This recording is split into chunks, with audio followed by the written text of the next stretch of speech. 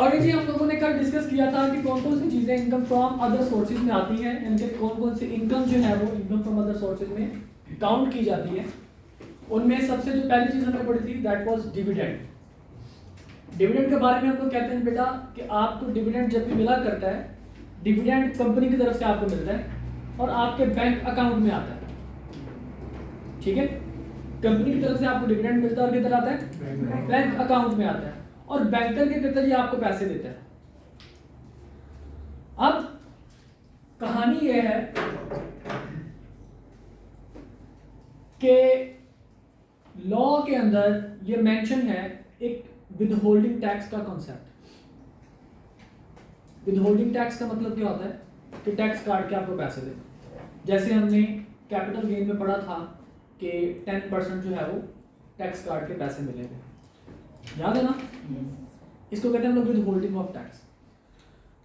अब लॉ कहता है कि कंपनी, गवर्नमेंट, कोई एओपी, कोई इंडिविजुअल जिसका जो रेंट वगैरह वो 15 लाख रुपए से ज़्यादा हो तो वो कुछ लिमिट हमने बताई हुई है। लेकिन कंपनी के बारे में कहता है कि कैसी भी कंपनी हो, कंपनी जब भी पेमेंट करेगी कंपनी टैक्स काट के पेमेंट करेगी। यानी कि कंपनी विदहोल्डिंग एजेंट है। जो चीज़, जो पर्सन टैक्स काटता है उसको हम लोग कहते हैं विदहोल्डिंग एजेंट। अब कंपनी क्या है जी? कंपनी एक विदहोल्डिंग एजेंट है, जिसका मतलब क्या है कि कंपनी क्या करेगी? टैक्स काट के पैसे दिया करेगी। अब इसका मतलब ये हुआ कि जब कंपनी किसी इंडिविजुअल को डिविडेंड पे करेगी तो कंपनी उसके ऊपर टैक्स काटने के बाद जो नेट अमाउंट होगी वो उसके अकाउंट में पैसे ट्रांसफर करेगी एज डिविडेंड। ठीक है, तो इंडिविजुअल को मिलने वाला डिविडेंड, उसके बैंक अकाउंट में आने वाले पैसे हकीकत में एक्चुअल डिविडेंड नहीं होंगे, वो ग्रॉस डिविडेंड नहीं होंगे, बल्कि वो क्या होंगे? नेट डिविडेंड होंगे, नेट ऑफ टैक्स। ओके, अच्छा, अब दूसरी बात इसमें यह है कि जनाब आपका जो बैंकर है रमज़ान के 1 तारीख को, यानी कि 1 रमज़ान में आपको पता है कि ज़कात वगैरह जो है वो काट ली जाती है। अब ज़कात बैंक काट लेता है अगर आपके अकाउंट में इतने पैसे पड़े हों कि उसके ऊपर ज़कात कटती हो, तो बैंक ऑटोमेटिकली क्या करता है? ज़कात काट लेता है। अब कंपनी ने पैसे भेजे टैक्स काट के, आपको कुछ पैसे मिले, बैंक में पैसे ट्रांसफर हुए, ऊपर से जनाब वो टाइम वो वाला था ज़कात वाला, तो बैंकर ने क्या किया? आपके अकाउंट में से ज़कात भी काट ली। अब आपको जो पैसे मिले हैं एक्चुअली उसमें से 2 चीज़ें माइनस हो चुकी हैं। कौन कौन सी? टैक्स और ज़कात माइनस हो चुकी है। लेट्स सपोज कंपनी ने जो पैसे काटे 2 लाख रुपए आपको मिले, इसमें से कंपनी ने तकरीबन कोई 10,000 रुपये काटे थे और आपकी ज़कात जो बन रही थी तकरीबन कोई 20,000 की आपकी ज़कात बन रही थी। एजम्पशन कह रहे हैं हम लोग। कंपनी ने कितने पैसे काटे थे? 10,000 रुपये, और ज़कात कितनी कटी? 20,000 रुपये, और आपको कितने पैसे मिले हैं? 2 लाख रुपये। अब ये 2 लाख रुपये आपके नेट अमाउंट है। जो आपकी ग्रॉस अमाउंट होगी वो कितनी होगी बेटा? अब 2 लाख रुपये में पहले आप ऐड करोगे किसको? 20,000 को, जो बाद में पैसे कटे, तो आपके पास वो पैसे आ जाएंगे जो कंपनी ने भेजे थे। ऐसे ही ना भाई? अब जब 20,000 आपके, जब 2,20,000 रुपये आपके पास होंगे, ये वो पैसे हैं जो कंपनी ने आपके अकाउंट में पैसे ट्रांसफर किए। जितना आपका डिविडेंड बनता है उसको देखने के लिए आपको क्या करना पड़ेगा? अब जितने पैसे कंपनी ने काटे थे वो ऐड कर लो। 2,20,000 जमा 10,000, 2,30,000 रुपये आपके पास कंपनी ने क्या किए थे? आपका डिविडेंड बना था। This is called gross dividend. अब अगर मैं उस अमाउंट को परसेंटेज में कन्वर्ट कर दूं, लेट्स सपोज मैं कहता हूं जी कंपनी ने आपके ऊपर, आपके 2 लाख रुपए आपको मिले, यानी कि कंपनी ने 20% टैक्स काटा, पैसे आपको कितने मिले? 2 लाख रुपए। 2 लाख रुपए आपको पैसे मिले, कंपनी ने क्या किया था? 20% टैक्स काट के आपको पैसे दिए थे, और बैंकर ने उसमें से 10,000 रुपए की जो ज़कात है वो काट ली थी। आपको पैसे मिले 2 लाख रुपए। पहले मैंने क्या कहा कि कंपनी ने कुछ अमाउंट काटी थी, आपने कहा कि सर सिंपली उसको हम लोग ऐड बैक कर देंगे। अब मैं कहता हूँ कंपनी ने एक परसेंटेज काटी, वो किसकी परसेंटेज काटी वो मुझे नहीं पता। आपको जो नेट अमाउंट मिली है वो है कितना, 2 लाख रुपए। इसमें से डिविडेंड के ऊपर टैक्स कटा हुआ है 20% और ज़कात पे की गई है 10,000। अब अगर आप ग्रॉस अमाउंट निकालना चाहते हैं तो आप क्या करेंगे, आप 2 लाख रुपए में पहले 10,000 ऐड करोगे तो आपके पास बनेगा 2,10,000 रुपए। तो 2,10,000 वो अमाउंट है जो 20% कंपनी ने काटने के बाद आपको दिए। एग्रीड? अब 2,10,000 जो कंपनी ने 20% काट के आपको दिए, अब अगर आपको ग्रॉस अप करना है तो इसका मतलब वो 2,10,000 is actually 80% of the gross amount. तो आप उसको 0.8 से डिवाइड कर दोगे। इसके सारी की सारी कैलकुलेशन अभी आपको मैं व्हाइट बोर्ड पे करके दिखाऊंगा, लेकिन उससे पहले हम इस क्वेश्चन को पढ़ते हैं। व्हाइट बोर्ड पे करके दिखाऊंगा, साथ में आपके क्वेश्चन की एग्जांपल भी करवाऊंगा। देखिए डिविडेंड इनकम के बारे में बेटा हम लोग बात करते हैं। इसमें देखिए क्या कह रहा है जी, tax is required to be deducted from dividend income which is taxable under FTR as full and final tax liability. कि इसके ऊपर जनाब कोई रायत नहीं है, ये फुल एंड फाइनल के एफटीआर है। ये मतलब इसके ऊपर स्लैब्स वगैरह एप्लीकेबल नहीं है, ये अलग से इसके ऊपर टैक्सेबल होगा। ये टैक्स आपने लाजमी पे करना होता है, एफटीआर वाला टैक्स आपने लाजमी पे करना होता है। इसमें से किसी किस्म का कोई एक्सपेंस भी माइनस नहीं होगा। याद है हमने डिफरेंस पढ़ा था एनटीआर, एसटीआर, एफटीआर, याद है ना थोड़ा सा? तो उस हिसाब से for a shareholder including a corporate shareholder and no expense is allowable from such income. किसी किस्म का इनकम जैसे आपने एक्सपेंस अलाउ नहीं किया जाएगा। मतलब आपने ज़कात पे की, हम कहेंगे भाई साहब हम ज़कात को आपका एक्सपेंस नहीं मानेंगे, ठीक है, क्योंकि एफटीआर है, एफटीआर में से किसी किस्म का कोई एक्सपेंस माइनस नहीं हो सकता। लेकिन फिर ज़कात का करेंगे क्या, अभी आपको बताते हैं। कहता जी जो आपने इसके ऊपर टैक्स लगाना है, the general rate is 15% of gross dividend. Tax rate इसका ऊपर कितना जी, ग्रॉस डिविडेंड का 15%। मतलब आपको पहले निकालना पड़ेगा ग्रॉस डिविडेंड। अगर आपको नेट डिविडेंड गिवन है तो आपको उसको पहले ग्रॉस डिविडेंड में कन्वर्ट करना पड़ेगा। No deduction is allowed from FTR income. किसी किस्म की डिडक्शन जो है वो एफटीआर इनकम में से माइनस नहीं है, कि ग्रॉस अमाउंट में से माइनस नहीं की जाएगी। लेकिन हाउएवर ज़कात paid out of dividend income is deductible from normal taxable income if any. कि अगर आपने कोई ज़कात पे की है डिविडेंड के ऊपर, डिविडेंड इनकम में से अगर आपने कोई ज़कात पे कर दी है तो वो एनटीआर में से माइनस होगा, इस एफटीआर में से माइनस नहीं होगा। ठीक है, इस पॉइंट को मैं समझाऊंगा एक एग्जांपल के जरिए। अब यहाँ पे व्हाइट बोर्ड पे हम एक एग्जांपल लिखते हैं। ओके जी, सॉरी एफटीआर बता रहे हैं। एफटीआर कब बता रहे इनको पॉज कर नहीं आता है, पॉज कर जिधर ताजा काम आ जा। देखिए बेटा एक दफा दोबारा फिर मैं एफटीआर, एसटीआर और एनटीआर के बारे में थोड़ा सा आपको बता देता हूँ। एनटीआर के बारे में सब बच्चे तकरीबन जानते होंगे, नॉर्मल टैक्स रेजिम। इसका मतलब यह है कि इसके ऊपर स्लैब्स एप्लीकेबल हैं।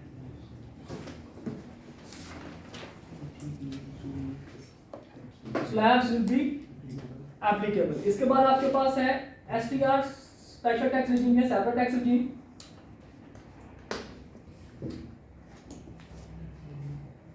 इसका मतलब है जनाब इसके स्पेसिफिक रेट हैं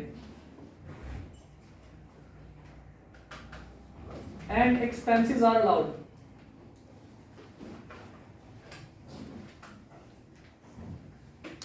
फ्रॉम इनकम। और एक चीज है FTR, final tax regime.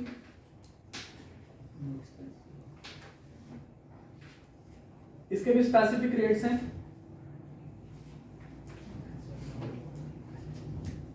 And no expense are allowed from income.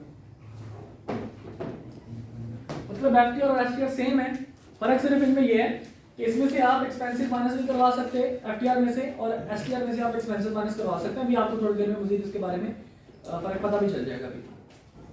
ठीक है, एक्सपेंसेस कॉस्ट वगैरह में जी इसके मतलब जैसे अभी उसने ज़कात पे किया था तो आप ज़कात इस एफटीआर में से माइनस नहीं करवा सकते। कॉस्ट करेंगे नहीं, कॉस्ट की आपकी आएगी नहीं भाई, कॉस्ट आपके पास उस टाइम आएगी जब आपको चीज पैसे, अब ये एफटीआर नॉर्मल उसी इनकम के ऊपर लगता है जो आपकी इनकम होती है, उसका कोई एक्सपेंस नहीं होता। आपने डिविडेंड आपको मिला, डिविडेंड को करने के लिए आपने कोई एक्सपेंस किया नहीं किया ना, ठीक है, इसलिए इसके ऊपर लगेगा। इन्वेस्टमेंट आपकी कैपिटल है, वो आपका एसेट है इन्वेस्टमेंट, ठीक है जी। प्लीज देखिएगा, चलिए आगे। अच्छा देखिए, अब एक छोटी सी एग्जांपल बेटा लिखते हैं और इस एग्जांपल के बाद हम ट्राई करते हैं इस क्वेश्चन को सॉल्व करें। फिर आपको मैं पास्ट पेपर का क्वेश्चन दिखाऊंगा कि जिसमें उसने एडजस्टमेंट किस तरह से उसने एडजस्ट की हुई है और हम उसके साथ करेंगे क्या। देखिए पहले एक कंप्रीहेंसिव सा क्वेश्चन लिखवाते हैं जिसमें मैं ज़कात भी शो करवाऊंगा और डिविडेंड को भी, नेट डिविडेंड भी मैं आपका शो करवाऊंगा, ठीक है। मिसाल के तौर पर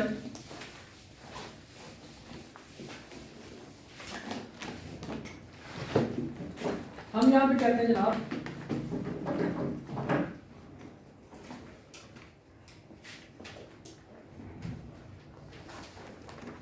Hassan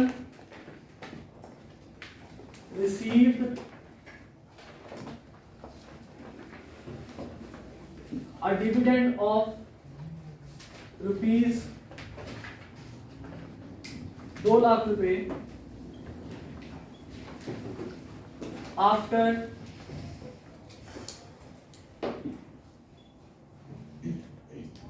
withholding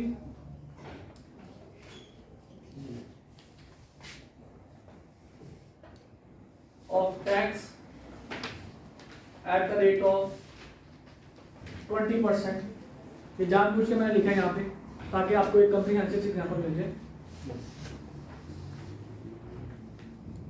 एंड ज़कात ऑफ रुपीज 20,000 और इसी के साथ लिखा he declared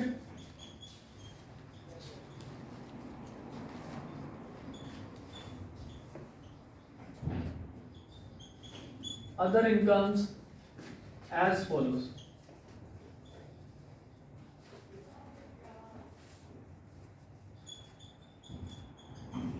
सैलरी है जनाब उसके तकरीबन कोई 24 लाख रुपए एनुअल,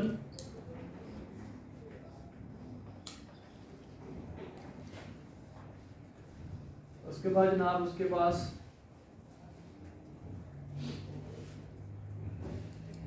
प्रॉपर्टी है या रेंट है,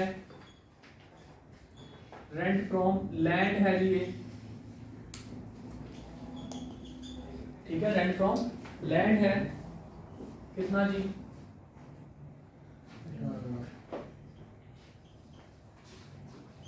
1,20,000 रुपए पर annum या 12 लाख रुपए इसको कर लें पर annum, ओके। अब ये बेटा आपके पास एक नॉर्मल सा एक कंप्रीहेंसिव एग्जांपल है ताकि आपको हर चीज की क्लैरिटी हो जाए। अब इसको आपने सॉल्व करना है जी। आप इसको कैसे सॉल्व करेंगे, हम आप क्वेश्चन में ये कह रहा है कि Hasan receive a dividend of rupees 2 lakh रुपए after withholding of tax at the rate of 20%। हालांकि डिविडेंड के ऊपर टैक्स रेट कितना 15%, लेकिन कटा कितना 20% एंड ज़कात ऑफ 20,000 रुपए। He declared other incomes as follows, salary जनाब 24 लाख रुपए पर annum और रेंट फ्रॉम लैंड जो है उसका 12 लाख रुपए पर annum। अब बेटा यहाँ पे आप तीन हेड्स यहाँ पे शो हो रहे हैं आपके पास, एक है सैलरी का यानी कि इनकम फ्रॉम सैलरी और वो आपकी सैलरी कितनी है जी 24 लाख रुपए। इसके अलावा सैलरी में कोई और चीज तो नहीं आएगी, हमने कहा जी नहीं, तो यही आपकी टैक्सेबल सैलरी होगी।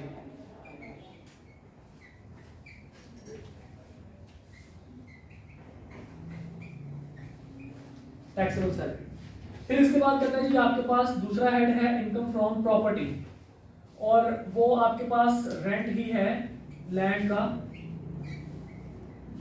और वो कितना बेटा 12 लाख रुपए।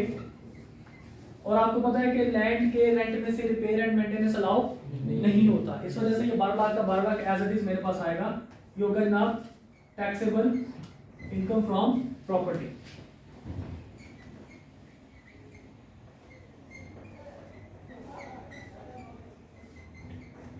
Taxable property income. और अब इनकम फ्रॉम अदर सोर्सेज। अब आपको ग्रॉस डिविडेंड बेटा इसका लिखना है। अब ग्रॉस डिविडेंड हम लोग कैसे लिखेंगे, यहाँ पे हम लोग हेडिंग देंगे डिविडेंड की ये मेन चीज जो आपको बतानी है। नजर आ रहा है बेटा सबको? डिविडेंड, अब डिविडेंड देखिए यहाँ पे मुझे ग्रॉस डिविडेंड लेना है। इनकम फ्रॉम अदर सोर्स में मैंने यहाँ पे टैक्सेबल इनकम का हिस्सा जो मैंने करवाना है, तो मुझे ग्रॉस डिविडेंड लेना है क्योंकि 15% टैक्स चार्ज है किसके ऊपर? ग्रॉस डिविडेंड के ऊपर। ओके, अब ग्रॉस डिविडेंड मेरे पास कितना आएगा उसकी कैलकुलेशन देखिए। मैंने कहा भाई डिविडेंड मुझे मिला कितना है, उसने कहा 2 लाख। अब मुझे ग्रॉस की तरफ जाना है। पहले कंपनी ने 20% टैक्स काटा क्योंकि कंपनी पैसे जब भी भेजेगी टैक्स विथहोल्ड करने के बाद भेजेगी। जब बैंकर के पास पैसा आएगा फिर वो ज़कात काटेगा। तो इसका मतलब क्या हुआ कि मेरी ग्रॉस इनकम में से पहले टैक्स कटा, उसके बाद 20,000 रुपये कटे, उसके बाद मुझे पैसे मिले 2 लाख रुपये। अब अगर मुझे ग्रॉस इनकम के लिए जाना है तो मुझे क्या करना पड़ेगा? मुझे ये देखना पड़ेगा कि टैक्स कटने से पहले मेरे पास, टैक्स कटने के पहले मेरे पास कितने पैसे थे। इसको देखने के लिए पहले मुझे ग्रेजुअली बैकवर्ड जाना पड़ेगा। किस तरह से कि मैं देखूंगा 2 लाख रुपए मेरे पास हैं, कंपनी ने मेरे अकाउंट में कितने पैसे भेजे थे? 20,000 रुपए जो उसने ज़कात के काटे हैं वो कंपनी ने उसमें मुझे मिलाकर भेजे हुए थे। इसका मतलब क्या हुआ कि पहले 2 लाख रुपए मैं ऐड करूंगा किस चीज को? 20,000 रुपए को। ये वो पैसे आ जाएंगे जो मुझे कंपनी ने भेजे थे। अब कंपनी ने मुझे कितने पैसे भेजे हैं? 20% टैक्स काटने के बाद मुझे भेजे। ये जो 2,20,000 रुपए कंपनी ने भेजे हैं हकीकत में ये ग्रॉस अमाउंट का 80% है। ऐसे ही है ना? अब मैं क्या करूंगा, मैं इसको डिवाइड करवा दूंगा किसके साथ? 0.8 के साथ। या फिर इसको अगर इसका नहीं इतना आपको समझ आ रही तो आप सिंपल वर्ड में ये याद रख लें कि अगर आपको डिविडेंड दिया जाता है और उसमें से ज़कात और टैक्स विथहोल्ड किया जाता है तो आप उसमें पहले ज़कात ऐड करेंगे। ऐड करने के बाद 100% में से टैक्स रेट माइनस करवा देंगे। मतलब 100% माइनस 20%, आपके पास आंसर क्या आएगा? 80%। ठीक है, आप ये भी कर सकते हैं कि 100% माइनस 20% जितना टैक्स काटा है कंपनी ने।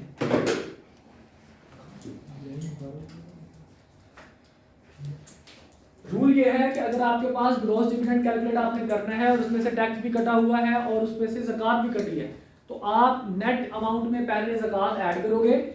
आपके पास वो पैसे आ जाएंगे जो आपको कंपनी ने भेजे हैं और फिर उन टोटल अमाउंट को आप डिवाइड करोगे 100% माइनस टैक्स का रेट जो कंपनी ने काट के आपको पैसे दिए। ठीक है, मतलब कंपनी ने कितना परसेंट टैक्स काटा जी? 20%। तो 100 माइनस 20% मतलब आपके पास 80% से आप इसको डिवाइड करवा देंगे। ग्रॉस अमाउंट आपके पास कितनी आई बेटा? 275,000। ओके, अब जनाब आपके पास यही 275,000 ही आपके पास in taxable other sources.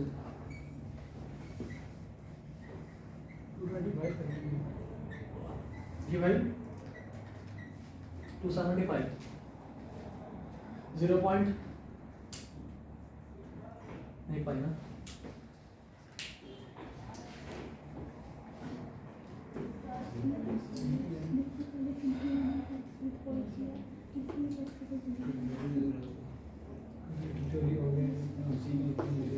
To 75 के 225 यार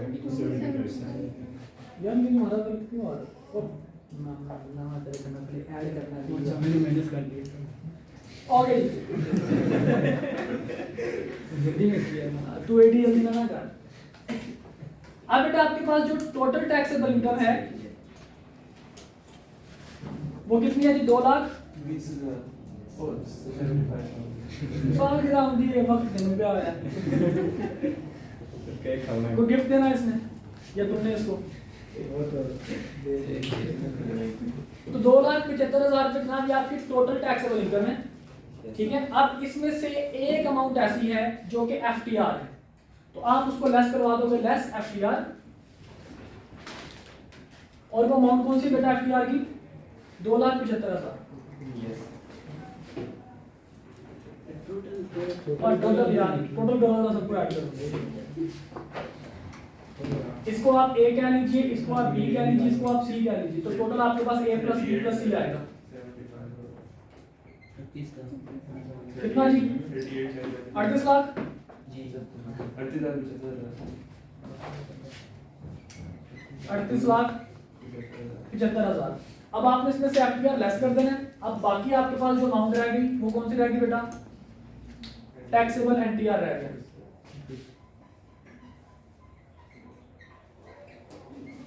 जी बेटा कितने पैसे बाकी रह गए? 36 लाख। 36 देखिए अब कानून ने हमें क्या बताया था? कानून ने बताया था कि एफटीआर में से किसी किस्म का कोई एक्सपेंस माइनस नहीं होगा। अगर डिविडेंड में आपने कोई ज़कात पे की है तो वो ज़कात डिविडेंड की इनकम में से माइनस नहीं होगी बल्कि नॉर्मल इनकम में से माइनस होगी, एनटीआर में से माइनस होगी। ठीक है, ज़कात आपने कितनी पे की थी? 20,000 रुपये। अब ज़कात एक ऐसा एक्सपेंस है जिसको टैक्स वाले कहते हैं कि भाई साहब क्योंकि आपने गरीब आवाम की मदद की है, आपने ज़कात अपनी शरन जो शरीयत है आपकी, आपने उसको फॉलो किया है, तो इस वजह से हम क्या करेंगे, हम आपका एक्सपेंस अलाउ करते हैं। लेकिन हमारी मजबूरी है कि हम एफटीआर में से कोई एक्सपेंस माइनस नहीं करवाते, इस वजह से आप अपने एनटीआर में से ये अमाउंट माइनस करवा रहे हैं। तो हम क्या करेंगे, एनटीआर निकालने के बाद इसमें से हम लोग लेस करवाएंगे ज़कात। देखिए बेटा अगर आप 2,75,000 रुपये में से 20,000 रुपये माइनस करवाएंगे तो एफटीआर कम हो जाएगा। तो एफटीआर तो आप कम कर नहीं सकते, उसमें से किसी किस्म का एक्सपेंस माइनस तो होता नहीं है, इसलिए हम क्या करेंगे, ज़कात को माइनस करवा देंगे कहाँ से? एनटीआर में से। कितना जी? 20,000 रुपये माइनस करवा देंगे। कितने पैसे बेटा बाकी रह गए? 35,80,000 जी। अब इसके ऊपर आपने निकालनी है टैक्स लायबिलिटी। अब टैक्स लायबिलिटी देखिएगा कैसे निकालेंगे आप।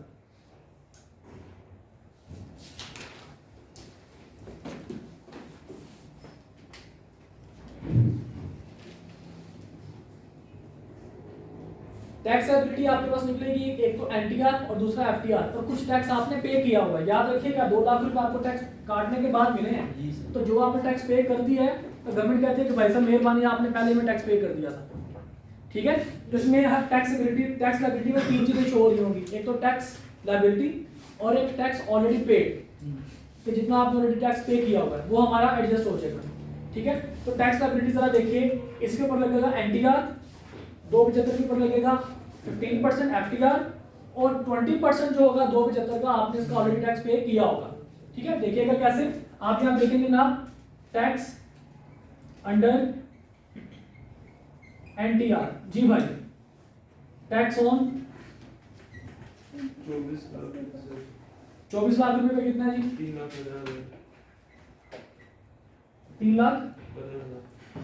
3,15,000। फिर उसके बाद टैक्स ऑन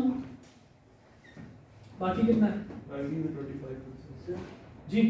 सर ये नहीं लगेगा, कौन सा स्लैब लगेगा इसके ऊपर? 3 लाख 6 वाला लगेगा, 40 लाख सेल नॉन सैलरी देखना जी, 30 लाख 40 लाख 30 लाख से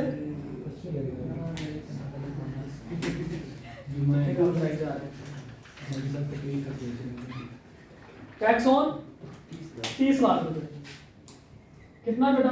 465,000, और उसके बाद tax on 5,80,000 eight the rate of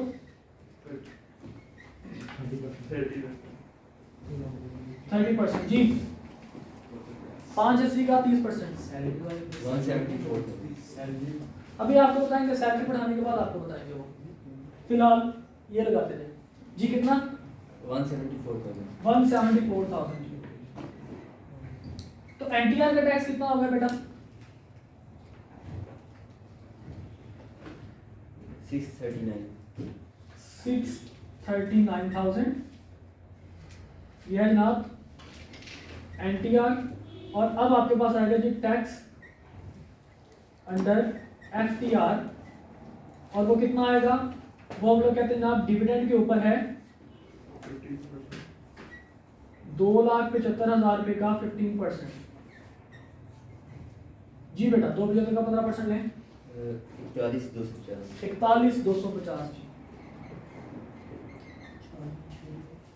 41 के 44 41।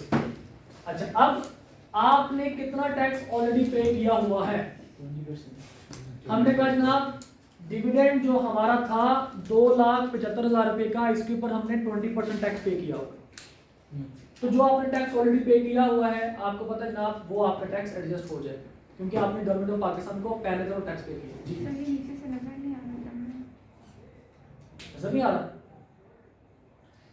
अच्छा, सर रिकॉर्डिंग कहाँ तक नजर नहीं आ रहा? रिकॉर्डिंग में सर ज्यादा जूम किया हुआ है इसको। जूम आउट कर दो, एक मिनट, फाइन आ गया अब आ गया बीच में आ गया इसको पॉज करके ना भाई, बात अब नजर आ रहा है, रिकॉर्डिंग स्टार्ट कर दी है। डिविडेंड आपके पास जनाब, अब आपने कितना डिविडेंड ऑलरेडी पे किया हुआ है, तो हम यहाँ पे लिखेंगे जनाब टैक्स ऑलरेडी पेड।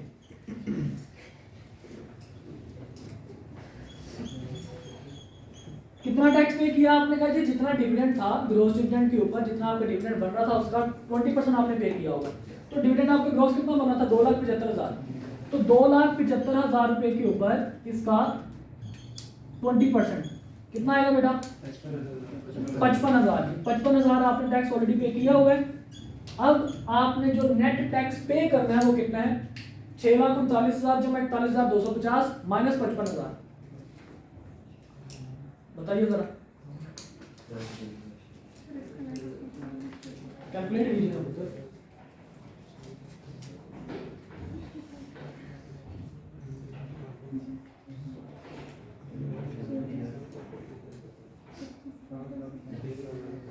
625,250 6,25,250 6,25,250 बेटा, ये आपका नेट टैक्स पेएबल है। ओके, तो डिविडेंड का इफेक्ट इस तरह से आपने शो करवाना। Got it? Yes sir. यहां तक मसलन साहब हमने दोबारा क्यों लिखी है 41,250? वो तो हमने 20% दे दिया टैक्स। तो 20% टैक्स, देखो एक टैक्स है, लॉ कहता है कि जी टैक्स आपने जो पे करना ना, कोई अगर काट लेता आपका टैक्स तो आप उसको रजिस्टर करो, आपने टैक्स पे करना है 15%। ये बेटा आप लोगों के अंडरस्टैंडिंग के लिए, मतलब टैक्स रेट कितना जी 15%। अगर कंपनी ने 15% के अलावा कोई टैक्स काटा हो तो आप ये बताओ कि भाई इतना टैक्स बनता है, इसमें से इतना मैं टैक्स पे कर चुका हूँ, आपका नेट हो जाएगा यहाँ पे। अगर मैं आप लोगों को उसी तरह से बता देता कि 20% काटा है ना, 20% तो उसको काटना नहीं चाहिए था, उसको चाहिए 15% काटे, तो 5% उसने एक्स्ट्रा पे किया हुआ, तो यहाँ पे इसको दोबारा ना लिखो बल्कि सिर्फ इसका 5% जो है वो ले लो, तो ना तो आपको समझ आनी थी और कैलकुलेशन में भी बार बार मसले आने। अब आप लोगों के लिए सिंपल सी चीज कर दी कि जितना आपका टैक्स बनता है, जितना आपने टैक्स पे करना है उतना टैक्स कर दो, उतना बना लो, और जितना आप पे कर चुके हो उसको माइनस करवा दो। Okay, simple is that. समझा की बात की? अच्छा, अब बेटे डिविडेंड ये तो मिला आपको, कैश डिविडेंड या पैसे आपको मिले। अब एक चीज होती है बोनस डिविडेंड शेयर्स, कि आपको शेयर्स मिले हैं as bonus. Bonus dividend shares का किसी किस्म की अमाउंट आपके इनकम फ्रॉम अदर सोर्स में शामिल नहीं होती, वो आपका डिविडेंड डिक्लेयर नहीं होता। जब आपको शेयर्स मिल रहे हैं, बोनस शेयर्स जब आपको मिल रहे हैं तो शेयर्स आपको मिल रहे हैं, सिंपल इज दैट। जब आप उन शेयर्स को बेचोगे तो बेचने के बाद जो इनकम मिलेगी वो कैपिटल गेन में जाएगी। ठीक है, शेयर्स मिलने में कोई पाबंदी नहीं है। एक हम लोग कहते हैं बोनस शेयर डिविडेंड, एक होता है डिविडेंड शेयर्स एज स्पेशल। दो टर्म्स हैं, डिविडेंड शेयर्स एज स्पेशल और डिविडेंड शेयर्स एज बोनस, ये दो टर्म्स हैं। एज स्पेशल का बेटा मतलब होता है कि हम कहते हैं कि इस दफा आपको डिविडेंड नहीं मिला, पैसे नहीं मिले, बल्कि उसके बदले में आपको शेयर्स मिल गए। तो डिविडेंड एज स्पेशल के अंदर जो फेयर मार्केट वैल्यू होगी शेयर्स की, आपने वो कंसीडर करनी है। जबकि डिविडेंड एज बोनस के ऊपर किसी किस्म की कोई रिकॉर्डिंग नहीं होगी मिलने में, सेल पे कैपिटल गेन में जाएगी। समझ आ रही बात की? डिविडेंड आपको कैश मिल रहा है, बड़े खुश हैं आप, आपने सारी की सारी जनाब कैलकुलेशन कर दी। डिविडेंड आपको शेयर्स के तौर पर मिल रहे हैं कैश की जगह पे, सेम ऐसा ही होगा, लेकिन वहां पे शेयर की फेयर मार्केट वैल्यू आ जाएगी। This is called dividend shares as special. और अगर आपको बोनस डिविडेंड मिल रहा है, बोनस शेयर्स अगर आपको मिल रहे हैं, तो फिर हम कहेंगे भाई साहब बोनस मिल रहा है हमें, ये कोई मसला नहीं होगा। ओके, ये दोनों के दोनों क्वेश्चंस कहां पे आए हैं, कैसे आइटम टेस्ट किए हैं, मैं आप लोगों के सामने यहाँ पर रखूंगा। बोनस शेयर पे डिविडेंड भी मिले वो भी नहीं होगा। बोनस शेयर नहीं बेटा, डिविडेंड आपको अलग से मिल रहा है और बोनस शेयर आपको अलग से मिल रहे हैं एज डिविडेंड, तो बोनस शेयर को हम लोग कुछ भी नहीं करेंगे। ओके, और अगर आप बोनस शेयर की बात की बजाय अगर आप ये देख लेते हैं कि जनाब आपके पास शेयर्स एज स्पीशीज आपको मिले हैं, यानी कि पैसे की जगह पे आपको शेयर्स मिल गए हैं, इसका मतलब वो अब आपको एज बोनस नहीं मिले, आपको एज डिविडेंड मिले, तो उसकी फेयर मार्केट वैल्यू हम लोग कंसीडर कर रहे हैं। पर लेकिन अगर दोनों मिल रहे हैं, डिविडेंड भी मिल रहा है और शेयर्स भी मिल रहे हैं, तो शेयर्स पार्ट ऑफ सैलरी हो जाएंगे और ये नहीं, शेयर पार्ट ऑफ सैलरी नहीं होंगे। बोनस शेयर जो आपको मिलते हैं वो सैलरी तो आ ही सकता, सैलरी उस टाइम आएगा जब एम्प्लॉय शेयर स्कीम होगा। ठीक है जी बेटा, इज इट ओके? जी सर। अच्छा अब बेटा जरा आप लोगों के साथ वो आपके सामने मैं क्वेश्चन रखता हूँ। आई होप इंशाल्लाह सबके पास बुक होगी अपनी, जरा बुक निकालिए अपनी।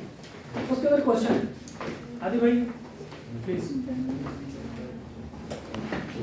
सर पेज नंबर यार ये पेज नंबर है 201, 200 होगा आपकी बुक का। क्वेश्चन नंबर 11 है 200 या 201 पे। बेटा ये वो क्वेश्चंस हैं जो आईकैप में आपके पास आते हैं, इंडिविजुअल के क्वेश्चन। जैसे मैंने आपको बताया था कि आईकैप में 3 न्यूमेरिकल्स आते हैं जनरली। एक आता है इंडिविजुअल का जिसमें सारे के सारे हेड्स होते हैं, एक आता है इनकम फ्रॉम बिजनेस का, और एक आता है सेल्स टैक्स का। ये 3 न्यूमेरिकल्स मिलाकर आपके पास तकरीबन कोई 50 से 60 नंबर का पेपर बनता है। बिजनेस, एक इंडिविजुअल और एक सेल्स टैक्स। ठीक है, अब इंडिविजुअल का क्वेश्चन जो मैंने आप लोगों को इनकम फ्रॉम प्रॉपर्टी के क्वेश्चन करवाए, आगे चलकर इंशाल्लाह इनकम फ्रॉम सैलरी के क्वेश्चन जब आप लोगों को मैं करवाऊंगा, तो वो सारे के सारे सवाल इस इंडिविजुअल के क्वेश्चन में से एक्सट्रैक्टेड है। मतलब कुछ सवाल उसने अलग से पूछे हैं, कुछ उसने पूरा एक क्वेश्चन दिया होता है उसमें से हमने एक्सट्रैक्ट किए हैं। Yes sir. ठीक है, अब पूरे का पूरा सवाल ये बेटा इस तरह का आता है। ये रिसेंट टाइम का क्वेश्चन है जो आपकी पिछली टाइम गुजरी है ना, मार्च 2023 की, सितंबर वाली अभी हमने उसमें शामिल नहीं की, मार्च 2023 की टाइम गुजरी है। ये मार्च 2023 की टाइम उसका क्वेश्चन है ये, और आप देखें कि कितना बड़ा सवाल है, 19 नंबर का सवाल है ये। ठीक है, इसमें salary, property, capital gain, other sources सारा कुछ इसमें शामिल है। तो कहता है जी Chang A Chinese citizen has been in Pakistan since the year 2015 for career growth. He left his employment with Hope Limited and an unlisted FMCG on 30th September 2022 and joined a leading chain of hotels, namely Desire Hotels DH, on 1st October 2022. The details of the emoluments during the year ended 30 June 2023 as follows. अब उसने नीचे salary की बात की है, basic salary, वो सारा कुछ। हमारा ये कंसर्न नहीं है, जो पॉइंट मैंने आपको बताना है वो पॉइंट कहीं यहाँ पे छुपा हुआ है। ये देखिए point number 2, during the year he received cash dividend of rupees 97,750 net of the withholding tax at the rate of 15% and a bonus dividend of rupees 2000 shares from Ambitious Limited, a company listed on the Pakistan Stock Exchange. The fair market value of AL's share on date of entitlement of bonus shares and on 30th June 2023 were 25 and 20 respectively. Okay, इसमें देखिए इसमें cash dividend भी आ रहा है और इसमें bonus share भी है। जी सर। ओके, अब इन दोनों में से इनकम फ्रॉम अदर सोर्सेज में कौन कौन सी अमाउंट जाएगी? क्या दोनों जाएंगी या कोई एक जाएगी? कौन सी अमाउंट जाएगी? Cash dividend. क्या 97,750 इनकम फ्रॉम अदर सोर्स में लिखेंगे? क्या लिखेंगे?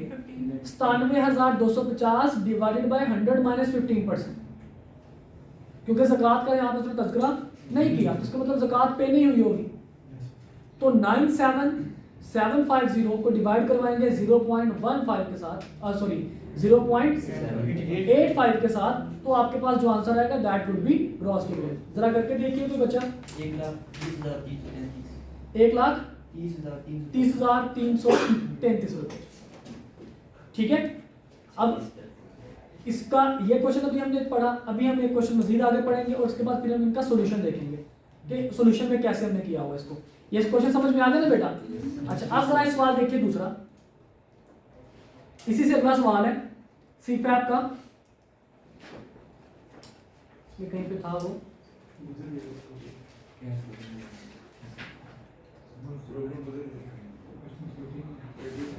ये जनाब मिस्टर यकीन के नाम से है, 2012 दिसंबर आईकैप सीपैप का जनाब ये सवाल है, और आप देख सकते हैं कि ये भी क्वेश्चन ऐसा ही है कुछ, इसके मार्क्स आपने लिखे हुए हैं।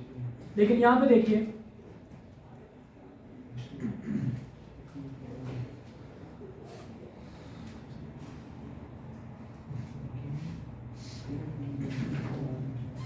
ये देखिए यहाँ पे जनाब ऑन 15 जुलाई 2021 या 2011 whatever you can say, mister Yaqeen received 20,000 shares in AB private limited, a company incorporated under the Companies Act 2017 as a dividend in specie. Yes, sir.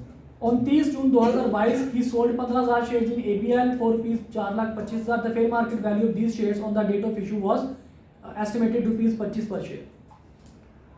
अब ये डिविडेंड एज स्पेशी आपको मिला, तो मुझे बताइए कि क्या ये इनकम फ्रॉम अदर सोर्स का पार्ट होना चाहिए? Yes, sir. कितनी अमाउंट होनी चाहिए? 20,000 मल्टीप्लाइड बाय 25. ओके, अब जरा इसका हम लोग सॉल्यूशन देखते हैं. क्वेश्चन नंबर 11 था और क्वेश्चन नंबर 14 है.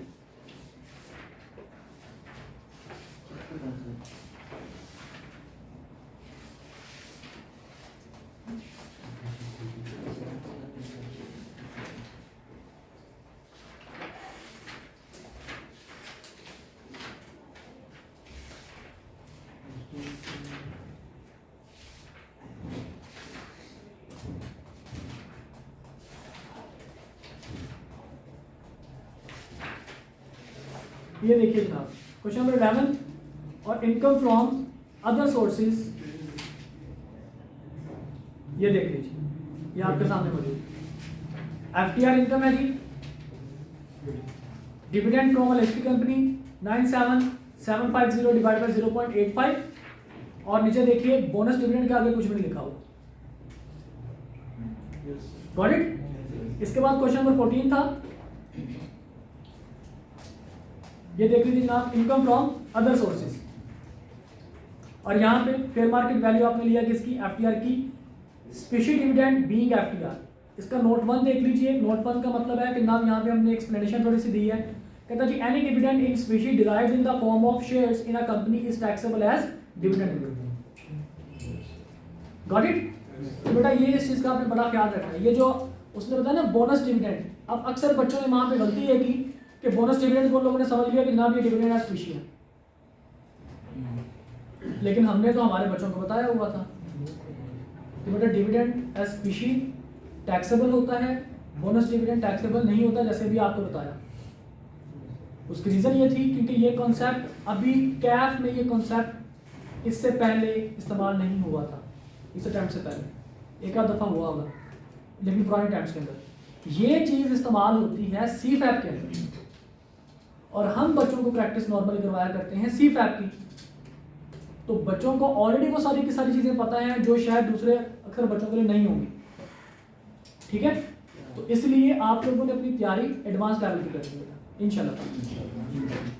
कुछ क्वेश्चन आपका कुछ करना चाहते हैं? मेरे को स्पीशीज वाला वो जो डिविडेंड है वो एक बार दोबारा बता दो. देखिए डिविडेंड एज स्पेशी का मतलब ये है कि जनाब आपको पैसे की बजाय आपको एसेट मिल गया. अब एसेट आपका शेयर हो सकता है, गाड़ी हो सकती है, घर हो सकता है, कुछ भी हो सकता है. उसको हम लोग कहेंगे डिविडेंड एज स्पेशी. ठीक है, यानी कि पैसे के अलावा कोई और चीज़. अगर आपको कोई चीज़ बोनस के तौर पर मिल रही है, वो भी डिविडेंड का बोनस, तो वो टैक्सेबल नहीं होता, क्योंकि बोनस में मिलने वाली चीज़ आपकी मुफ्त की होती है, वो सबके लिए होती है, वो सिर्फ आपके लिए नहीं होती. ठीक है, तो इसलिए जो बोनस वाली चीज़ है एज डिविडेंड वो टैक्सेबल नहीं होगी, जो स्पीशीज है एज डिविडेंड वो टैक्सेबल होगी. ओके बेटा, समझ आ गया कि डिविडेंड को आपने कैसे इनकॉर्पोरेट करना है, ज़कात को आपने कैसे एडजस्ट करना है, टैक्स उसके ऊपर आपने कैसे निकालना है, अगर आपको शेयर्स एज डिविडेंड दिए हो तो उसका क्या ट्रीटमेंट होना चाहिए. Is it okay? जी बेटा. सर इस साल हमें डिविडेंड बोनस शेयर मिले हैं, तो इस साल हमारी सैलरी वो टैक्सेबल नहीं होगी.